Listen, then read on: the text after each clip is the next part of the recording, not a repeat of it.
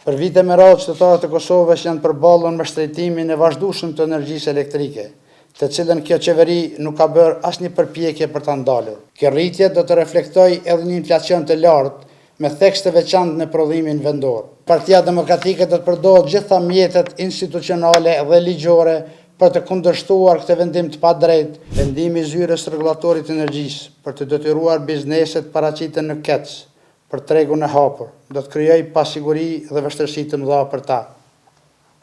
Për më tepër, mungesa e konkurrencës reale në tregun e energjisë do të thotë vetëm një gjë: çmime më të larta dhe kushte më të pafavorshme për konsumatorët e përgjithshëm në nivel vendi. Për vite me radhë, qytetarët e Kosovës janë përballur me shtrejtimin e vazhdueshëm të energjisë elektrike, të cilën kjo qeveri nuk ka bërë asnjë përpjekje për ta ndalur. Përkundrazi, duke fshehur pas terminologjisë liberalizimit të tregut, ajo po e shtyn një skenar të rrezikshëm që rëndon mbi familjet dhe ekonominë e vendit. Bizneset detyrohen të hyjnë në tregun e paqëndrueshëm, pa alternativë reale dhe me rrezikun e rritjes së kosteve operacionale. Asnjë garanci nuk është dhënë se ky proces do të sjellë shërbime më cilësore për konsumatorët.